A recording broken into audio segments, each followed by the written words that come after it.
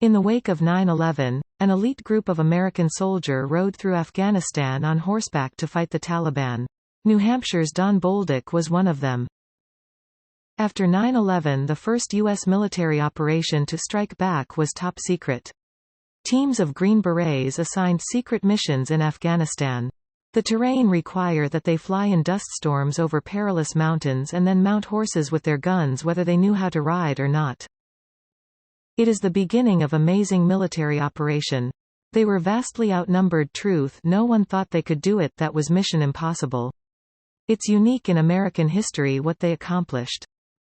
Brigadier General Don Bolduc is an American hero. During his 36-year career with the U.S. Army, he received 2 awards for valor, 5 Bronze Star medals, and 2 Purple Hearts. The more you know about what he's done in service for this country, the more you realize he is an authentic American hero.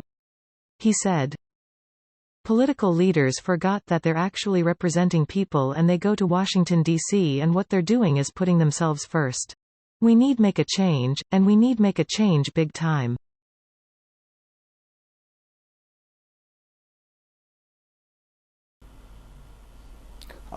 I believe his actions are irresponsible and they fall somewhere between treason and dereliction of duty.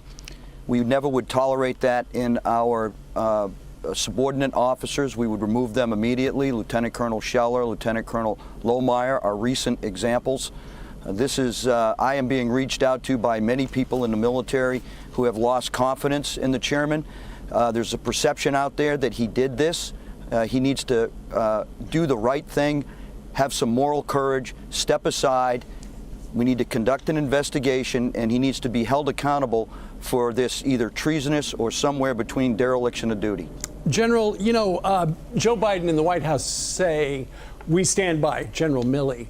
But if General Milley did this to Joe Biden, you got to figure he probably would be fired by noon. Oh, there would be no doubt that President Trump would have fired him. I would assume it wouldn't take until noontime, right? And rightly so. This is a loss of confidence. I mean, how many times are we going to lose confidence in this guy? First of all, we have a border security situation, which the military has tremendous responsibility, and our border security is failing right now. The withdrawal in Afghanistan was a disaster. The policy, military strategy leading up to the withdrawal was a disaster, and now we have these phone calls to counterparts. I talked to many of my counterparts as a, division-level commander, Special Operations Command Africa, and never would it have entered my mind to make any comments like this. We have to develop those relationships. They're necessary, but this, if true, is treasonous or at the least a dereliction of duty. That's what President Trump said too. He said if it is true, it's treason. I know that you've called for Milley's resignation many times. You say that you know how he operates as a politically driven general. What do you mean by that? Well, I've watched him over the years, and I've watched many of the generals and most of the Joint Chiefs that are in place right now. They changed their colors. You know, a lot of them started off with George Bush, transitioned over to President Obama, and bought off on all the bad policy in Africa, Afghanistan, Iraq, Syria, all over the world that weakened America's position with their allies.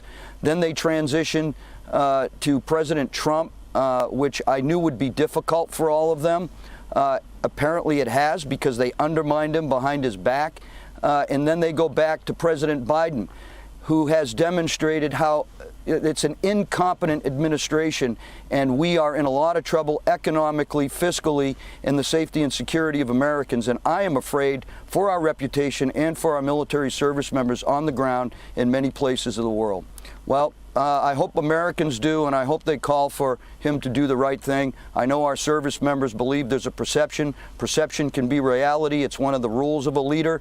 And if you're not operating effectively and you're hurting your organization, you need to step aside. All right. General, thank you very much. Thanks for your service, General. God bless you all. Thank you. God bless you. Indeed.